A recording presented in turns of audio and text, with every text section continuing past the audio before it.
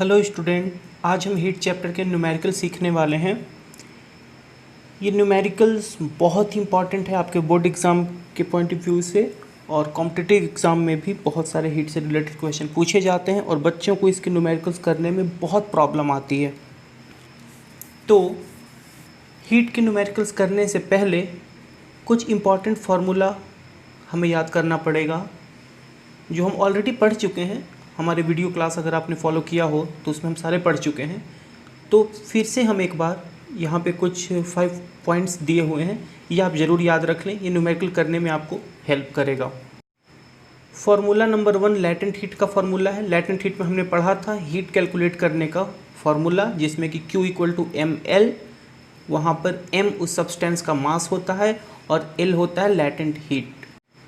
Formula number 2 हमने specific heat में पढ़ा था, जिसमें कि किसी सब्सटेंस का अगर टेम्परेचर चेंज होता है तो वो कुछ हीट एनर्जी रिलीज़ करता है या एब्जॉर्ब करता है। तो ये फार्मूला हम याद रखेंगे।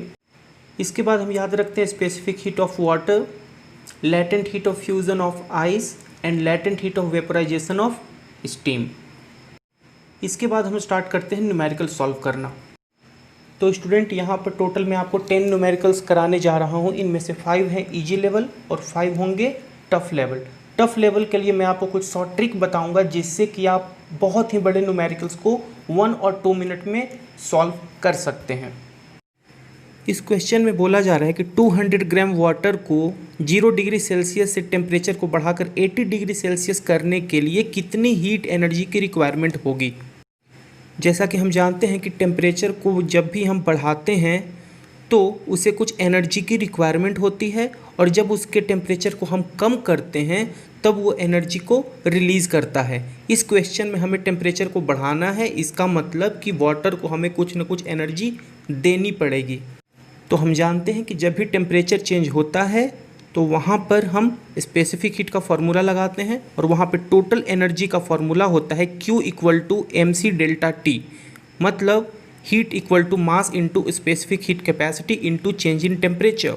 इस क्वेश्चन में मास गिवन है, स्पेसिफिक हीट हमें पता होता है, मैंने आपको स्टार्टिंग में ही फार्मूला में बता दिया था। और यहाँ टेम्परेचर चेंज हो रहा है 80 - 30 यानी 50 डिग्री सेल्सियस। जब हम सारी वैल्यू को पुट करेंगे तो हमें रिजल्ट मिल जाता है।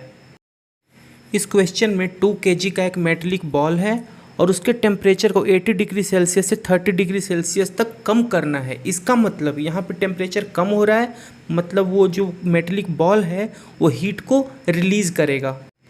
ये क्वेश्चन लास्ट वाले क्वेश्चन का जस्ट अपोजिट है, उसमें टेम्परेचर बढ़ रहा था, यहाँ पर टेम्परेचर कम हो रहा था। हम जानते हैं कि जब किसी सब्सटेंस का टेम्परेचर बढ़ता है तो वो हीट गेन करता है, और जब उसका टेम्परेचर कम होता है तो वो हीट रिलीज़ करता है। इस वाले क्वेश्चन में जो मेटेलिक बॉल है वो हीट रिलीज़ करेगा, वो कितना हीट रिलीज़ करेगा ये हमें कैलकुलेट करना है।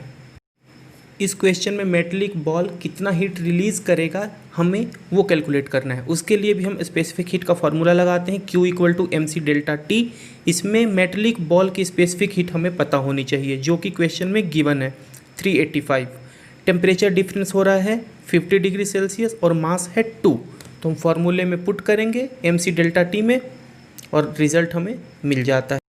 इस क्वेश्चन में कह रहा है कि 500 ग्राम आइस को वाटर में कन्वर्ट होने के लिए कितनी हीट की रिक्वायरमेंट होगी, जबकि टेम्परेचर कांस्टेंट है, मतलब टेम्परेचर चेंज नहीं हो रहा। लास्ट के 2 क्वेश्चन में टेम्परेचर चेंज हो रहा था, लेकिन इस क्वेश्चन में टेम्परेचर कांस्टेंट है लेकिन स्टेट चेंज हो रहा है। तो जैसा कि मैंने पढ़ाया था कि अगर किसी सब्सटेंस का स्टेट चेंज हो, वहाँ पर हम लैटेंट हीट का फार्मूला यूज़ करेंगे। यहाँ पर ये है लैटेंट हीट का फार्मूला, यहाँ पर मास गिवन है, latent heat of ice given है। जब इन दोनों वैल्यू को हम पुट करते हैं तो हमें मिल जाता है Q। इसका मतलब 500 ग्राम आइस को वाटर में कन्वर्ट करने के लिए उसे इतने अमाउंट में हीट की रिक्वायरमेंट होगी। इस क्वेश्चन में 250 ग्राम वाटर को हमें स्टीम में कन्वर्ट करना है और उसके टेम्परेचर को कांस्टेंट रखना है। यहाँ पर भी हम देख रहे हैं कि टेम्परेचर चेंज नहीं हो रहा है और स्टेट चेंज हो रहा है, क्योंकि वाटर को स्टीम में कन्वर्ट करना है। वाटर होता है लिक्विड स्टेट और स्टीम होता है गैसियस स्टेट, तो स्टेट चेंज हो रहा है, मतलब यहाँ पर भी हम लैटेंट हीट का फार्मूला यूज़ करेंगे। लैटेंट हीट का फार्मूला होता है Q = ml, यहाँ पर m गिवन है, L भी गिवन है, दोनों को मल्टीप्लाई करेंगे और हमें मिल जाएगा टोटल हीट एनर्जी। तो हमें 250 ग्राम वाटर को स्टीम में कन्वर्ट करने के लिए इतने अमाउंट में हीट एनर्जी की रिक्वायरमेंट होगी। इस क्वेश्चन में 5 kg वाटर को 20 डिग्री सेल्सियस से 100 डिग्री सेल्सियस टेम्परेचर तक बढ़ाने में जितनी हीट की रिक्वायरमेंट होगी वो हमें कैलकुलेट करना है। इस क्वेश्चन को स्टूडेंट आपको खुद से सॉल्व करना है। तो स्टूडेंट ये 5 क्वेश्चन करने के बाद हमारा बेसिक लेवल कंप्लीट होता है। हमने स्पेसिफिक हीट और लैटेंट हीट का कॉन्सेप्ट बहुत अच्छे से जान लिया है। जब टेम्परेचर चेंज होगा तो स्पेसिफिक हीट का फार्मूला यूज़ करना है और जब स्टेट चेंज होगा तो लैटेंट हीट का फार्मूला यूज़ करना है। अब हम देखते हैं tough level question. Students, tough level question में कुछ भी अलग नहीं है, ये भी इजी लेवल ही है। बस इसमें क्या है, मल्टीपल कॉन्सेप्ट हमें एक साथ यूज़ करना होता है। इसके लिए मैं आपको कुछ वर्किंग रूल बताऊंगा। उस रूल को फॉलो करते हुए अगर आप सॉल्व करेंगे तो डेफिनेटली आपसे क्वेश्चन बन जाएगा, वो भी विदिन 2 मिनट। तो स्टूडेंट्स, अभी तक आपने जितने भी क्वेश्चंस किए उसमें एक ही सब्सटेंस था, तो हमें पता चल जाता था कि अगर उसका टेम्परेचर बढ़ रहा है तो वो हीट गेन करेगा और अगर उसका टेम्परेचर कम हो रहा है तो वो हीट को रिलीज़ करेगा। लेकिन अब जो क्वेश्चंस आने वाले हैं, इस क्वेश्चन में मल्टीपल सब्सटेंस होंगे। तो मल्टीपल सब्सटेंस होंगे तो उनमें हमें पहला पॉइंट तो ये ध्यान रखना होगा कि उस क्वेश्चन को पढ़ने के बाद हमें ये पता करना है कि इन सब्सटेंस में से कौन सा सब्सटेंस हीट को एब्जॉर्व करेगा और कौन सा सब्सटेंस हीट को रिलीज़ करेगा। अगर आपने ये पता कर लिया तो 50% क्वेश्चन आपसे बन जाएगा। इसके बाद है सेकंड पॉइंट जो हम ऑलरेडी पढ़ चुके हैं कि अगर स्टेट चेंज होता है तो हम फार्मूला यूज़ करते हैं Q = ml, जो कि लैटेंट हीट का फार्मूला है। और अगर टेम्परेचर चेंज होता है तो उस केस में हम स्पेसिफिक हीट का फार्मूला यूज़ करते हैं। जैसा कि हमने फर्स्ट पॉइंट देखा, उसमें ये बता रहा था कि हमारे पास मल्टीपल सब्सटेंस है, उनमें से कुछ सब्सटेंस ऐसे हैं जो हीट को एब्जॉर्व कर रहा है, कुछ सब्सटेंस ऐसे हैं जो हीट को रिलीज़ कर रहा है। तो दोनों ही सब्सटेंस को हम सेपरेट कर लेंगे। पहले हीट एब्जॉर्व करने वाले सब्सटेंस का टोटल एनर्जी कैलकुलेट कर लेंगे, इसके बाद हीट को रिलीज़ करने वाले सब्सटेंस की टोटल एनर्जी को कैलकुलेट कर लेंगे। और फाइनली, जैसा कि हमने पढ़ा है, principle of mixture, total heat absorb equal to total heat release, इस कॉन्सेप्ट को यूज़ करते हुए क्वेश्चन को हमें सॉल्व करना है। स्टूडेंट, इस क्वेश्चन में 40 ग्राम वाटर को 150 ग्राम कोल्ड वाटर में मिक्स किया जाता है और मिक्सचर का टेम्परेचर होता है 50 डिग्री सेल्सियस, जबकि वाटर की इनिशियल टेम्परेचर थी 100 डिग्री सेल्सियस। तो हमें कोल्ड वाटर का इनिशियल टेम्परेचर कैलकुलेट करना है। जैसा कि इस क्वेश्चन में हम देख रहे हैं कि वाटर है 100 डिग्री सेल्सियस पे और कोल्ड वाटर का टेम्परेचर हम मान लेते हैं कि T डिग्री सेल्सियस है। जब दोनों को मिक्स किया गया तो हम देख रहे हैं कि मिक्सचर का टेम्परेचर 50 डिग्री सेल्सियस हो जाता है। मतलब उस मिक्सचर में जो वाटर का टेम्परेचर है वो 100 डिग्री सेल्सियस से कम होकर कितना हो जाता है, 50 डिग्री सेल्सियस।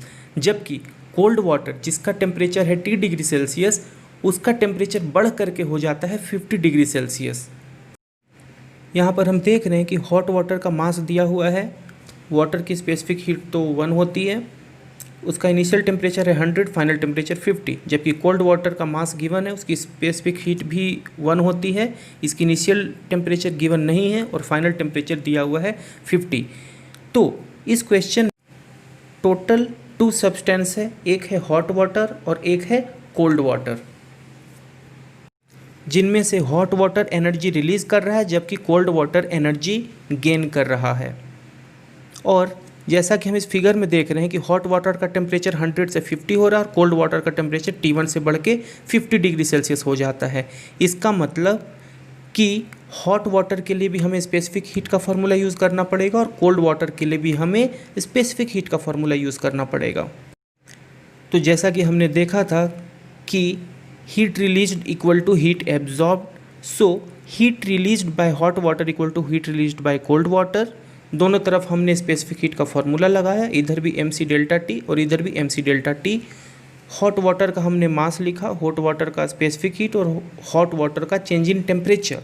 इसी तरीके से कोल्ड वाटर का हमने मास लिखा, कोल्ड वाटर का specific heat and cold water का टेम्परेचर चेंज। और फाइनली हम सब की वैल्यू पुट करते हैं तो हमें मिल जाता है initial temperature of cold water. इस क्वेश्चन में हमारे पास एक कॉपर स्फीयर है जिसका टेम्परेचर है 100 डिग्री सेल्सियस और उससे वाटर में रिलीज़ किया जाता है। वाटर जो कि कॉपर कैलोरीमीटर में रखा हुआ है और वाटर तथा कॉपर कैलोरीमीटर दोनों का ही टेम्परेचर है 20 डिग्री सेल्सियस। तो यहाँ हम देख रहे हैं कि कॉपर स्फीयर का टेम्परेचर ज़्यादा है और वाटर तथा कॉपर कैलोरीमीटर का टेम्परेचर कम है। इसका मतलब कॉपर स्फीयर हीट रिलीज़ करेगा जबकि water and copper calorimeter heat को गेन करेगा। तो टोटल यहाँ पे 3 सब्सटेंस है, copper sphere, water and copper calorimeter, total 3 substance है। इनमें से कॉपर स्फीयर हीट को रिलीज़ करेगा जबकि water and copper calorimeter gain करेगा। इसका मतलब कॉपर स्फीयर का टेम्परेचर थोड़ी देर बाद कम होने लगेगा जबकि वाटर का टेम्परेचर थोड़ी देर बाद बढ़ने लगेगा। ये प्रोसेस कब तक चलेगा? जब तक कि दोनों का टेम्परेचर सेम न हो जाए। इसका मतलब कुछ देर बाद copper sphere, water and copper calorimeter तीनों का टेम्परेचर सेम हो जाएगा। तो हमें ये कैलकुलेट करना है कि वाटर का टेम्परेचर बढ़ के कितना हो जाएगा। मान लिया कि वाटर का टेम्परेचर 20 डिग्री सेल्सियस से बढ़कर T डिग्री सेल्सियस हो जाता है। इसका मतलब कि कॉपर स्फीयर का टेम्परेचर 100 डिग्री सेल्सियस से घटकर T डिग्री सेल्सियस हो जाएगा। हमें कैलकुलेट करना है T कितना होगा। इसे हम फिगर में देख सकते हैं। यहाँ पर heat released by copper equal to mc delta T and heat absorbed by water is QW and heat absorbed by calorimeter is QC। दोनों का ही फॉर्मूला होगा mc delta T and mc delta T। दोनों के मास को हमने रखा, दोनों के टेम्परेचर डिफरेंस को पुट किया जो कि T-20 होगा क्योंकि उसका इनिशियल टेम्परेचर था 20 डिग्री और बढ़ के हो गया था T। इसका मतलब टेम्परेचर डिफरेंस T-20। जब हम सारी वैल्यू को पुट करेंगे तो फाइनली हमें T की वैल्यू मिल जाएगी।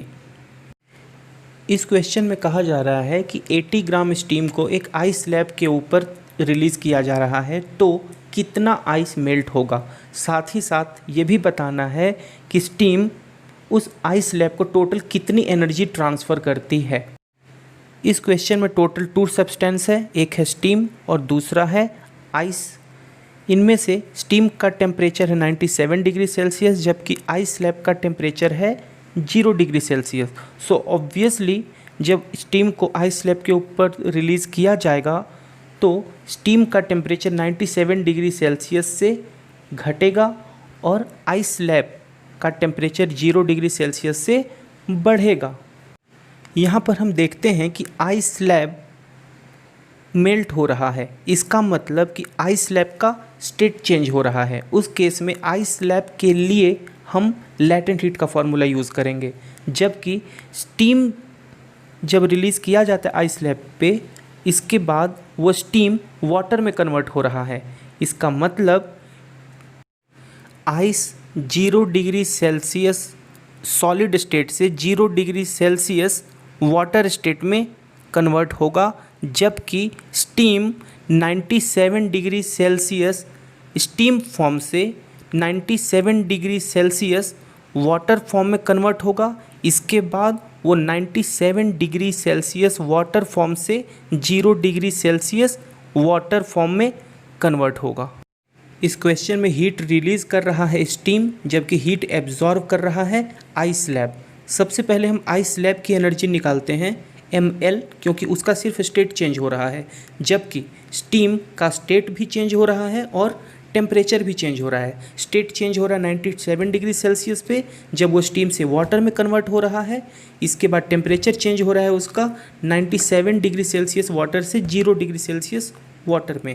इसका मतलब स्टीम के लिए हम लैटेंट हीट और स्पेसिफिक हीट दोनों का फार्मूला यूज़ करते हैं, जबकि आइस स्लैब के लिए सिर्फ लैटेंट हीट का फार्मूला यूज़ करते हैं। यहाँ पर हम heat absorb equal to heat release calculate कर देंगे और हमें मास ऑफ आइस स्लैब मिल जाएगा। जैसा कि हम जानते हैं आइस फैक्ट्री में लिक्विड अमोनिया का यूज़ किया जाता है आइस बनाने के लिए। यहाँ पर हम वाटर और लिक्विड अमोनिया के मिक्सचर का यूज़ करते हैं आइस बनाने के लिए। तो क्वेश्चन कह रहा है कि जब वाटर आइस में कन्वर्ट होता है उस केस में लिक्विड अमोनिया इवेपोरेट हो जाता है। तो क्वेश्चन है कि अगर वाटर टोटल 2 kg आइस को फ्रीज करता है उस केस में कितना लिक्विड अमोनिया इवेपोरेट होगा। इस क्वेश्चन में टोटल 2 सब्सटेंस यूज़ हो रहे हैं, एक लिक्विड अमोनिया और दूसरा वाटर। वाटर सबसे पहले अपने टेम्परेचर को चेंज करेगा 20 डिग्री सेल्सियस से 0 डिग्री सेल्सियस। इसके बाद 0 डिग्री सेल्सियस पे वाटर पहुंचने के बाद अपने स्टेट को चेंज करेगा, जबकि अमोनिया डायरेक्टली अपने स्टेट को चेंज करेगा।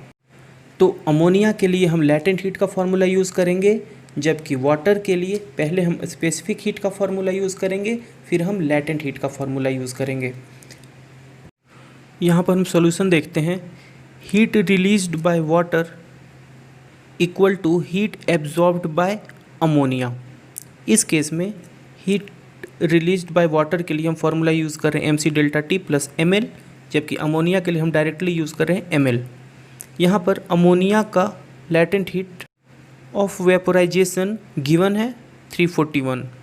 तो यहाँ पर हम सारे क्वांटिटी का यूज़ करके हम मास ऑफ अमोनिया कैलकुलेट कर लेते हैं। तो स्टूडेंट, आई होप कि आपको ये सारे न्यूमेरिकल समझ में आए होंगे। फिर भी अगर आपको किसी भी न्यूमेरिकल में कोई डाउट है तो आप मुझसे डाउट पूछ सकते हैं। ये क्वेश्चन मैं सॉल्व नहीं करूँगा, ये क्वेश्चन आपके लिए होमवर्क है, तो प्लीज़ इसे सॉल्व करके इसका आंसर हमें कमेंट बॉक्स में ज़रूर बताएं। Thank you.